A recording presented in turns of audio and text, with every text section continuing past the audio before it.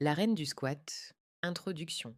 Le désastre, Regina Hills, connue dans tout Johannesburg dans le monde du fitness sous le nom de la reine des squats, se trouvait dans son bureau à la salle de sport lorsque les premiers messages de menaces commencèrent à arriver.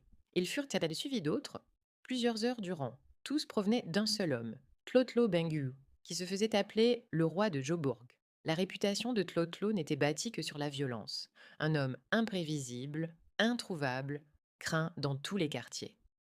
On le connaissait comme quelqu'un qui tuait sans hésitation. Regina sentit son cœur se serrer, elle savait que ce jour viendrait. Tout ce qu'elle avait construit, son nom, son succès, son prestige, était sur le point de s'effondrer. Pendant des années, Regina avait bâti sa vie comme un empire solide. Une salle de sport ultra moderne, 20 employés loyaux, une clientèle internationale, de Lagos à Los Angeles, 300 000 dollars investis en équipement, branding et expansion. Mais maintenant, Tlotlo exigeait d'elle 150 000 dollars. Et il disait qu'il la tuerait si elle refusait.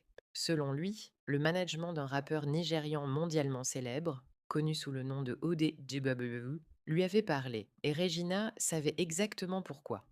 Mais elle n'en savait rien. Elle lui avait répété qu'elle n'avait jamais rencontré ce rappeur. Elle lui avait expliqué que ces derniers paiements concernaient de nouveaux équipements pour enseigner aux femmes le vrai squat. Tlotlo ne croyait rien, et Regina savait qu'il n'arrêterait pas.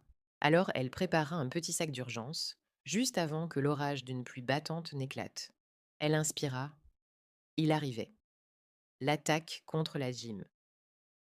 Tôt le matin, Tlotlo Bengu lança son offensive. Deux Range Rover Sport noirs se garèrent devant la salle de sport de Regina. Les portes s'ouvrirent comme les mâchoires d'un animal. Des fusils apparurent, puis l'enfer se déchaîna. Les hommes armés tirèrent sur les grandes vitres de la salle. Les employés et les clients coururent se cacher derrière les tapis de course, dans la réserve, sous les bureaux, partout où les balles ne pouvaient pas les atteindre.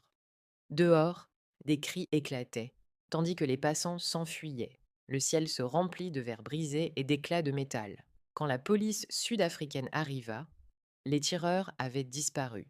Il n'y avait qu'une seule victime, un vieil homme sans abri qui s'asseyait toujours près de la porte de la salle. Il discutait avec les clients, attendant la Porsche Cayenne verte de Regina. Elle lui donnait parfois de l'argent. Il était mort parce qu'il se trouvait au mauvais endroit. Regina, elle, par chance ou par malheur, n'était pas là. La terreur de Tlotlo l'avait clouée chez elle. Elle s'apprêtait à partir pour l'aéroport, fuir à Eswatini. Sa Cayenne verte, plaque personnalisée de Queen of Squat, était chargée et prête. Mais en se tenant